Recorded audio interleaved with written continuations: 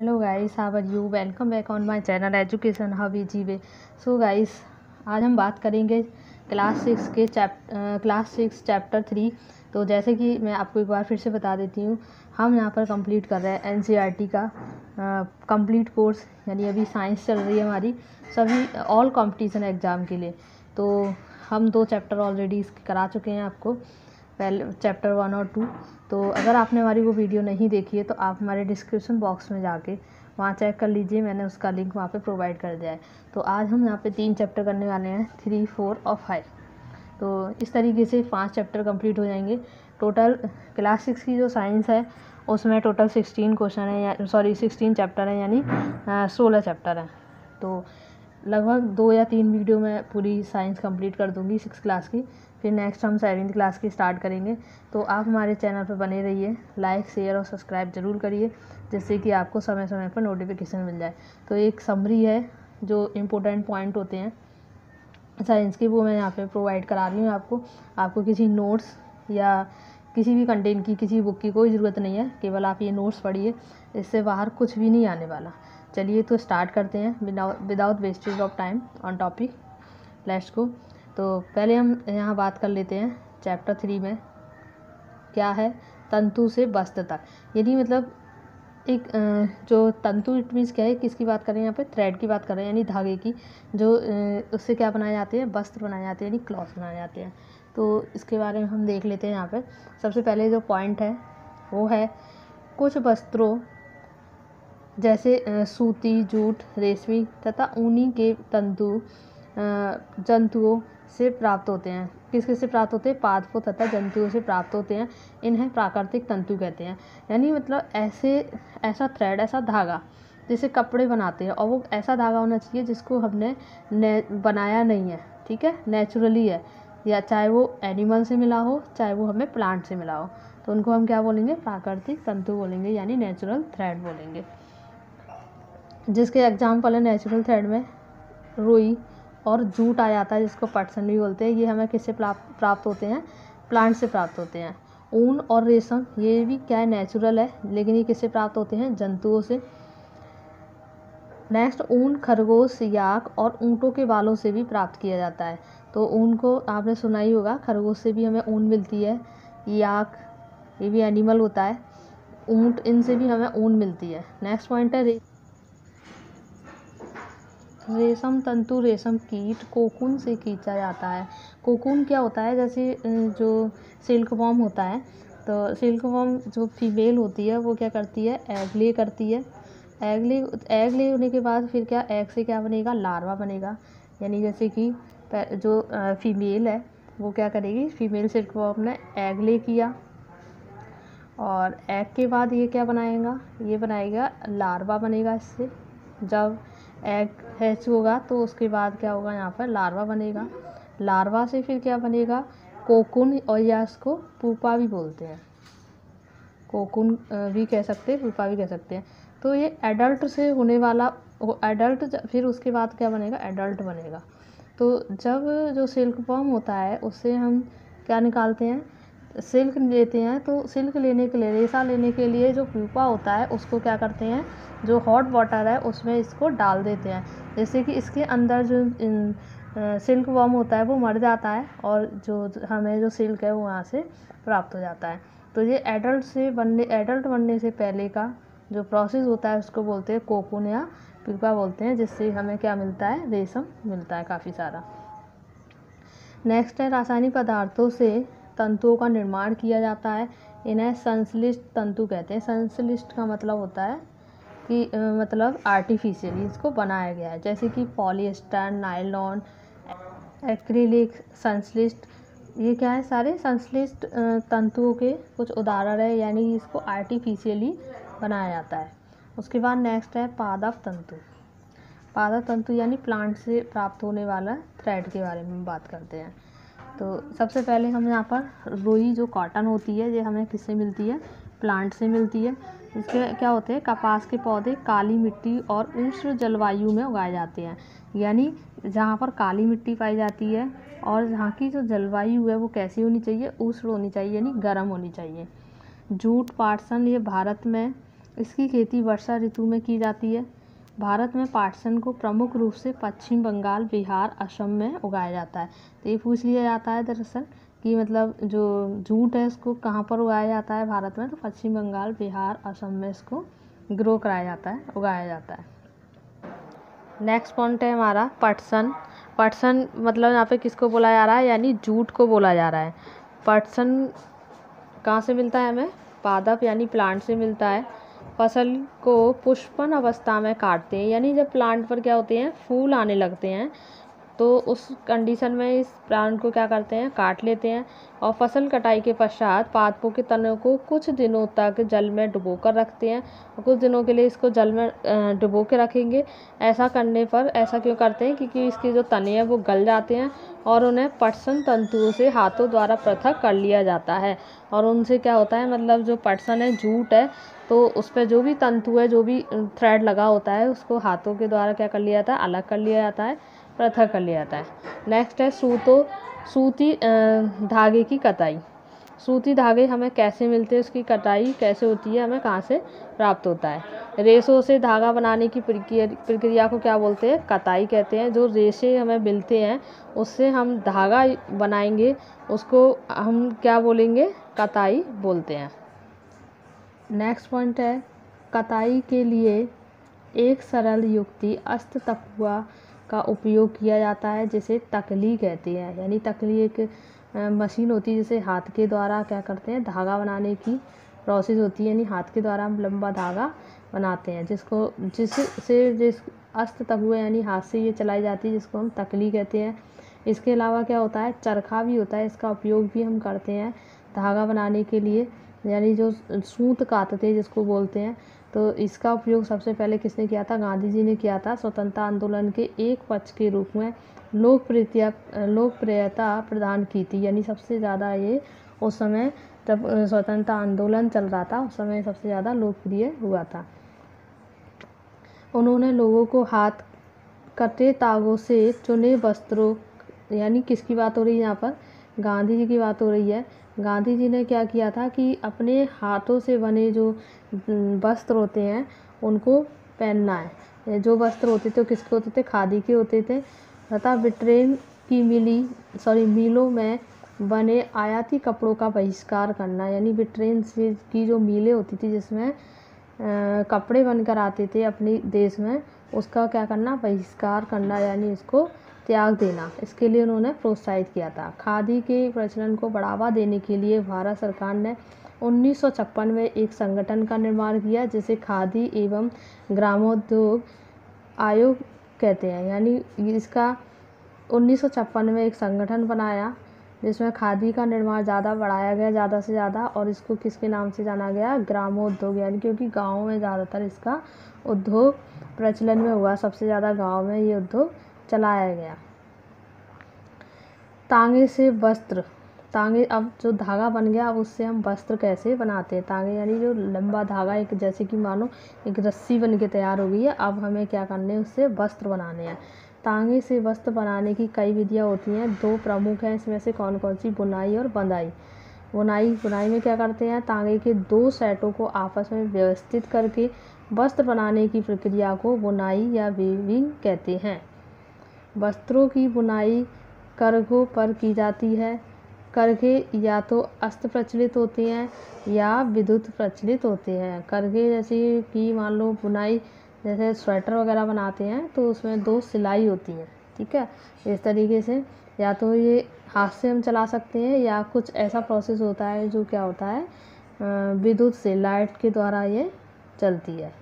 Next है वस्त्र सामग्री का इतिहास, यानी मतलब वस्त्र सामग्री हमें कहाँ से मिलती है, किस तरीके से हम इनको प्राप्त करते हैं। प्रारंभ में लोग वृक्षों की छाल, बल्क, बड़ी बड़ी पत्तियों अथवा जंतुओं की चर्म और समूल में अपने शरीर को ढकते थे। चर्म यानी मतलब जो एनिमल्स की जो स्किन होती है उससे क्या करते थे, या फिर उससे अपने शरीर को ढकते थे, या फिर पेड़ों की जो छाल होती है उसको अपने शरीर को ढकने का यूज करते थे। कृषि समुदाय में बसना आरंभ करने के पश्चात लोगों ने पतली पतली टोकरी बनाना सीखी। यानी बसना क्या होता है, जैसे कि कोई लीफ है या फिर मतलब प्लांट है, प्लांट और उसकी जो स्टेम है वो सूख गया है, तो उससे जो प्राप्त होता था उसको क्या करते थे, ये टोकरियाँ वगैरह बना लेते थे और उसको ही वो अपने शरीर से लपेट लेते थे।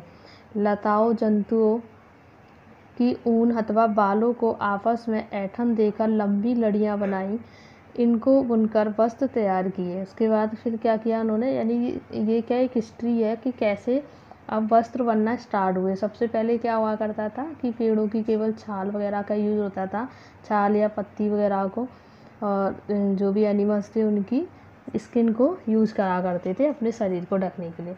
उसके बाद क्या हुआ कि जैसे जैसे मतलब कृषि बढ़ी, कृषि समुदाय बढ़ा, तो वहाँ पर क्या है, कृषि समुदाय में बसना का आरंभ हुआ और उसके बाद लोग क्या करने लगे, पतली पतली टोकरी बनाना लगे, यानी मतलब उससे अपने सामान वगैरह रखने की चीज़ें बनाने लगे, तो उसी से वो वस्त्र भी बना लेते थे। उसके बाद क्या था, लताओं जंतु की ऊन, यानी जो बेल वगैरह होती हैं और जो एनिमल्स से प्राप्त होने वाली ऊन, उसके बाल, उनको वो ऐंठन देकर लंबी लड़ियाँ बनाकर उसके वस्त्र बुनकर वो तैयार कर लेते थे।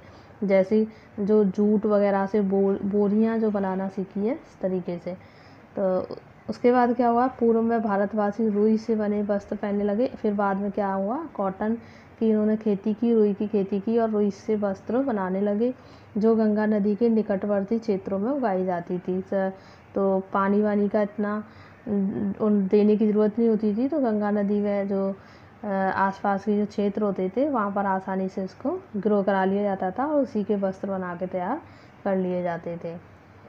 फिर उसके बाद क्या हुआ, प्राचीन मिस्र में वस्त्रों को बनाने के लिए रुई तथा फ्लैक्स की कृषि नील नदी के निकटवर्ती क्षेत्रों में की जाती थी। ये पूछी जाती है कि मतलब कृषि की क्षेत्र मतलब किस किस क्षेत्र में इसकी जो कॉटन की, रुई की जो खेती किस किस क्षेत्रों में की जाती थी प्राचीन समय में। तो अगर मिस्र में पूछी जाए तो कहाँ पर की जाती थी, ये जो खेती की जाती थी, यानी जो नील नदी के निकटवर्ती क्षेत्र में की जाती थी। और भारत में अगर पूछा जाए तो ये किस नदी के क्षेत्र पर उगाई जाती थी, ये गंगा नदी के क्षेत्र पर उगाई जाती थी। फ्लैक्स भी एक पादप है। फ्लैक्स क्या है, एक मतलब प्लांट है जिससे क्या होता है, प्राकृतिक तंतु प्राप्त होता है, इससे भी हम यानी धागा प्राप्त करते हैं, रेशा प्राप्त करते हैं। उसके बाद है नेक्स्ट पॉइंट है, जिस प्रकार समस्त भारत में खाए जाने वाले भोजन में अत्यधिक विविधता देखने को मिलती है, ठीक उसी प्रकार वस्त्रों एवं पहनने की वस्तुओं में भी अत्यधिक विविधता पाई जाती है। यानी जैसे अलग अलग जगह पर अलग अलग भोजन का प्रचलन है, जैसे कि आप पंजाब में चले जाओगे तो वहाँ पे अलग टाइप का फूड प्रेफर किया जाता है, राजस्थान में जाओगे तो अलग तरीका फूड प्रेफर किया जाता है। तो जैसे जैसे जो स्टेट है अलग अलग फूड में वहाँ पर पसंद किया जाता है, तो वैसे ही वस्त्र भी अलग अलग जो कल्चर के पहने जाते हैं, यानी एक तरीके से वस्त्र भी उनकी एक कल्चर है, संस्कृति बने हुए हैं। तो ये था चैप्टर 3 जो कंप्लीट हो चुका है। उसके बाद नेक्स्ट चैप्टर है 4th क्लास 6 का ही, वस्तुओं के समूह बनाना। ठीक है, ये इस चैप्टर में वैसे ज़्यादा कुछ खास नहीं है, थोड़े बहुत जो मुझे इम्पोर्टेंट लगा वो मैं यहाँ पे बता देती हूँ आपको। पहला पॉइंट है इसमें, वे पदार्थ जिन्हें आसानी से संपीड़ित किया जाए अथवा खरोंचा जा सके, यानी मतलब कोई भी पदार्थ जिसको हम प्रेस कर सकते हैं, दबा सकते हैं, ऐसे पदार्थों को हम क्या कहते हैं, कोमल पदार्थ कहते हैं। अथवा अन्य पदार्थ जिन्हें संपीड़ित अथवा संपीड़ित करना कठिन हो, मतलब हम किसी पर प्रेशर डाल रहे हैं, उसको दबा रहे हैं तो वो नहीं दब रहा है, तो ऐसे पदार्थ को हम कठोर या ठोस पदार्थ कहते हैं।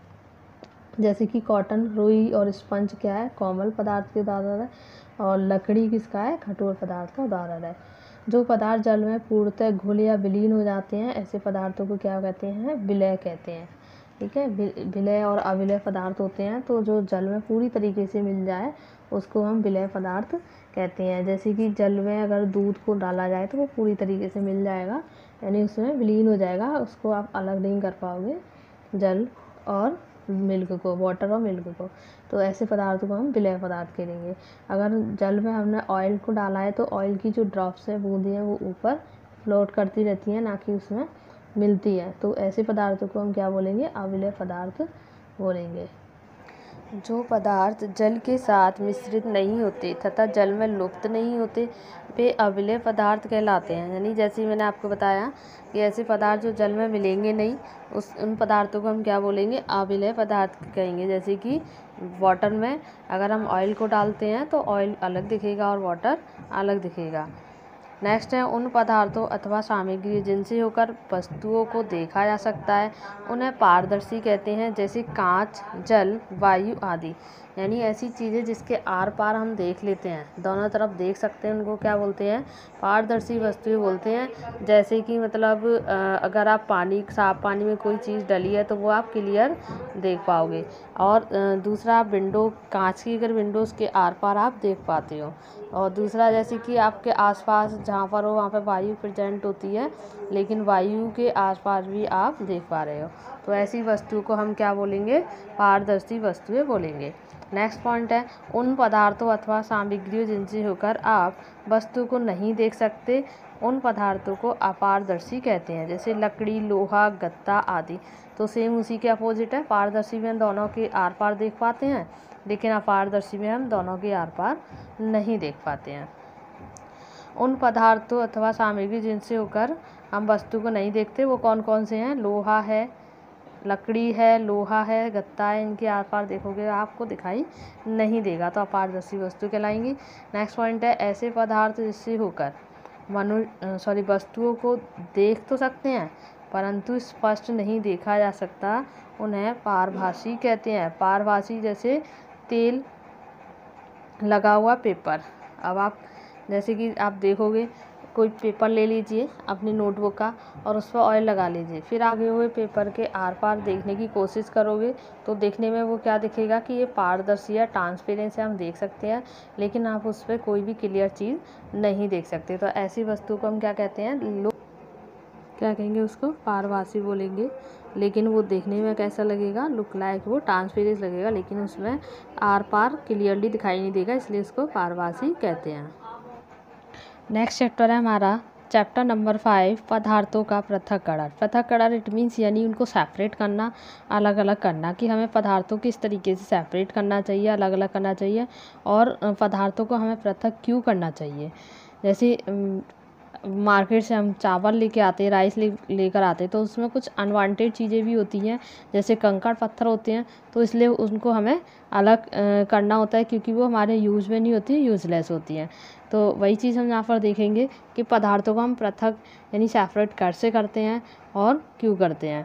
तो सबसे पहले हम यहाँ पर देख लेते हैं पृथक्करण प्रक्रम, यानी कौन कौन सी चीज़ों से क्या हमें पृथक करना है, यानी सेपरेट करना है। उद्देश्य जिसके लिए हम पृथक्करण कर रहे हैं, किसकी वजह से हम इनको अलग अलग कर रहे हैं। पृथक्करण अवयवों का हम क्या करते हैं, जिसको हमने सेपरेट किया, अलग किया, निकाला, उनका हम क्या करेंगे। सबसे पहले हम बात करते हैं राइस यानी चावल। चावलों से पत्थरों का पृथक करना। इसमें हम जो पृथक करते हैं वो क्या करते हैं, अलग करते हैं, यानी दो भिन्न परंतु उपयोगी पदार्थों को पृथक करना। दो चीज़ों को जिसमें जो मिली हुई हैं, जो कंकड़ पत्थर है उनको अलग करेंगे और उपयोगी पदार्थ हैं उनको हम अलग कर लेंगे। हम ठोस अवयवों को फेंक देते हैं, इसमें जो कंकड़ पत्थर निकले उसको हम क्या करेंगे, फेंक देते हैं। नेक्स्ट है मक्खन प्राप्त करने के लिए दूध का मंथन। इसमें क्या करेंगे, अनुपयोगी अवयवों का दूर करना, जो अनुपयोगी अवयव है उसको अलग कर लेना यानी दूर कर देना। हम अशुद्धियों को फेंक देते हैं, इसमें भी उसका हम क्या करते हैं, फेंक देते हैं। चाय की पत्तियाँ पृथक करना। इसमें क्या होता है, हानिकारक अवयव अथवा अशुद्धियों को दूर करना। जो हानिकारक, जैसे चाय की पत्ती है उसमें चाय को निकालते अलग करते हैं, तो कुछ एक्स्ट्रा जो चीज़ें हैं वो जैसे घास वगैरह अनवांटेड उसमें ग्रो कर जाती हैं, तो उसको अलग कर देते हैं और उसको हम दोनों को क्या कर देते हैं, हम दोनों अवयव को उपयोग कर लेते हैं। इसमें दोनों ही यूज में आने वाली होती हैं।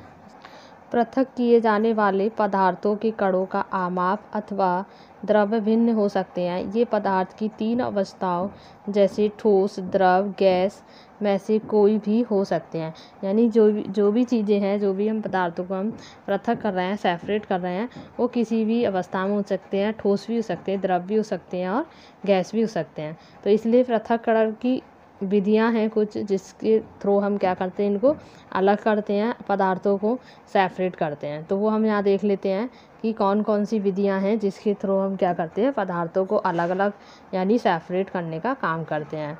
तो यहाँ पर जैसे कि दी हुई है, पॉइंट नंबर 1 हम पढ़ते हैं, हस्तचयन, निष्पावन, चालन, अपसादन, निस्तारण तथा निस्यंदन मिश्रों से उसके अवयवों के पृथक्करण की कुछ विधियां हैं।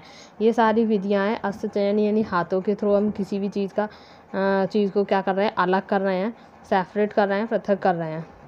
निष्पावन, चालन यानी चलने के थ्रू, अपसादन, निस्तारण, निस्यंदन, ये सारे हम आगे पढ़ते हैं। ये विधियां हैं जिससे हम पदार्थों को अलग करते हैं। जैसे कि अनाज से भूसा और पत्थरों को हम किसके थ्रू अलग करते हैं, हस्तचयन विधि के द्वारा करते हैं। कोई अनाज है या भूसा है, उससे हम कंकड़ पत्थरों को हाथ से उठा के फेंक देते हैं। भूसा अनाज के भारी बीजों से निष्पावन विधि द्वारा पृथक किया जाता है। कोई भूसा या अनाज है, इसमें कोई भारी चीज़ें हैं, तो उससे हम उसको कैसे सेपरेट करते हैं, निष्पावन विधि द्वारा पृथक किया जाता है। निष्पावन विधि के द्वारा कैसे होता है, जैसे कि आपने देखा होगा जो गांव वगैरह में गेहूं को अलग करते हैं भूसा से, तो उसमें क्या करते हैं, एक फ़ैन चला लेते हैं या फिर तेज़ हवा चलती है तो उस साइड में हम ऊपर से जो अनाज है उसको नीचे गिराते हैं, तो जो लाइट वेट जो भूसा होता है वो एक साइड चला जाता है और भारी चीज़ें वहीं गिर जाती है। तो ये क्या होता है, निष्पावन विधि होती है।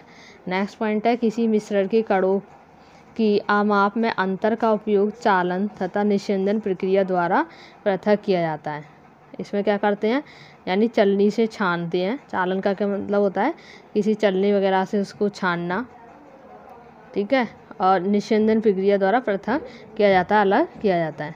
नेक्स्ट है, रेत जल के मिश्रण में रेत के भारी कण तली में बैठ जाते हैं और निस्तारण की विधि द्वारा जल को पृथक किया जाता है। निस्तारण का मतलब क्या होता है, जो रेत या मिट्टी जो होती है वाटर में, वो किसी बर्तन में जब हम जल को करते हैं वाटर को, तो उसके तली में बैठ जाता है और इस तरीके से हम पानी को ऊपर से अलग कर लेते हैं। तो ये कौन सी विधि हो गई, ये हो गई हमारी निस्तारण विधि। उसके बाद नेक्स्ट जो विधि है वो है हमारी द्रव तथा उसमें अविलय पदार्थों के अवयवों को निस्यंदन के उपयोग से पृथक किया जाता है। कोई द्रव या उसमें कोई अविलय जो उसमें पानी में मिक्स नहीं होते हैं, तो उसको किस विधि के द्वारा अलग किया जाता है, निस्यंदन के उपयोग से पृथक किया जाता है। यानी जो द्रव वगैरह है वो पानी के ऊपर आ जाएगा और उसको सेपरेट कर लेंगे। नेक्स्ट है, किसी द्रव को उसी वाष्प से परिवर्तित करने की प्रक्रिया को वाष्पन कहते हैं। जैसे कोई द्रव है और उसमें हम किसी भाप वगैरह के थ्रू उसको क्या कर रहे हैं, उड़ा रहे हैं, तो उसको हम वाष्पन विधि कहते हैं। वाष्पन विधि का उपयोग द्रव में घुले ठोस को पृथक करने में किया जाता है। जैसे किसी द्रव में कोई ठोस पदार्थ मिला हुआ है, तो जो द्रव है उसको भाप के थ्रू क्या कर देंगे, वाष्पन कर देंगे, उड़ा देंगे, और जो ठोस चीज़ें हैं वो हमें मिल जाएगी, यानी ठोस पदार्थ वहीं पर रह जाएंगे। हाँ, उसके द्वारा फिर नेक्स्ट पॉइंट है हमारा, किसी पदार्थ के विलय को गर्म करने उसमें और अधिक पदार्थ घोला जा सकता है।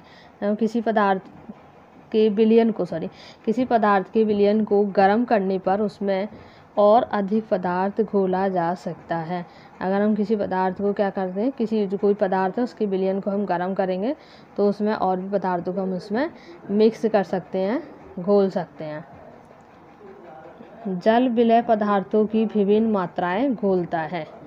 तो जैसे हम बॉडी में पानी की ज़रूरत होती है, तो पानी हम लेते क्यों हैं, इसीलिए लेते हैं क्योंकि हमारे बॉडी के अंदर हमारे भोजन से जो भी न्यूट्रिशन, जो भी पदार्थ मिलते हैं, तो वो जल के थ्रू घुल के हमारी पूरी बॉडी में पहुंच जाए, हमारे सर्कुलेटरी सिस्टम के थ्रू क्या हो जाए, सर्कुलेट हो जाए। तो फ्रेंड्स, आज के लिए इतना ही। आज 5 चैप्टर्स में कंप्लीट हो चुके हैं। मिलते हैं नेक्स्ट वीडियो के साथ, नेक्स्ट चैप्टर के साथ। आज के लिए इतना ही, धन्यवाद।